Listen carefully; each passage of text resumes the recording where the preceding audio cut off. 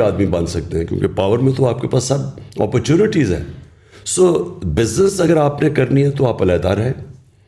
میری نظر میں اگر پالیٹکس کرنی ہے تو ایک ہائر آئیڈیل کے لیے آئے. میں نہیں ابھی اپنے لیے بنا سکتا تھا. نواز شریف نے جتنی دیر میں نے پرائم منسٹر رہا ہوں, نواز شریف تب تک 18 فیکٹریاں بنا چکا تھا. نیشنلائز بینک سے پیسے لے کے فیکٹریاں بنائی اور پھر وہ قرضے معاف کروا لیے. تو یہ تو چوری ہے, یہ ایک بزنس نہیں ہے.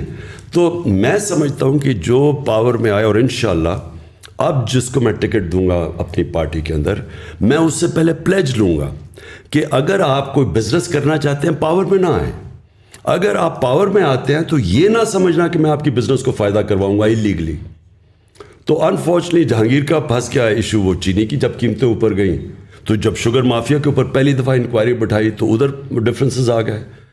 علیم خان کا یہ ہے کہ انہوں نے 300 ایکڑ زمین لے لی راوی کے اندر, وہ لیگل کروانا چاہتے تھے, اور راوی کے بیڈ کے اوپر اللیگل ہے زمین. پلس ان کے کیسز نیب میں بھی تھے, ان کے کیسز یہ پینڈوراز پیپر میں بھی ان کا نام آ گیا.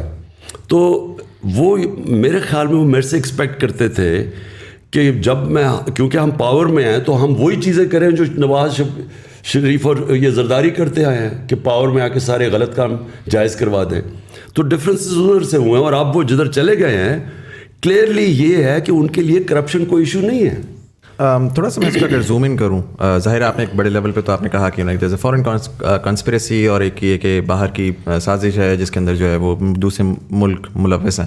اگر میں لیکن تھوڑا زوم ان کروں پالیٹیشینس کو, چلے آئی انڈرسٹینڈ آپ کی پالیٹکس بھی یہ رہی ہے کہ politicians have been corrupt in Pakistan and it's easily believable as well. But then we saw کہ انسٹیٹیوشنز میں بہت ساری چیزیں ہوئی. ہم نے دیکھا رات کو عدالت بھی کھلی, ہم نے اور بہت ساری چیزیں دیکھی. ہم ٹویٹر پہ جاتے ہیں تو people are very aggressive towards institutions these days.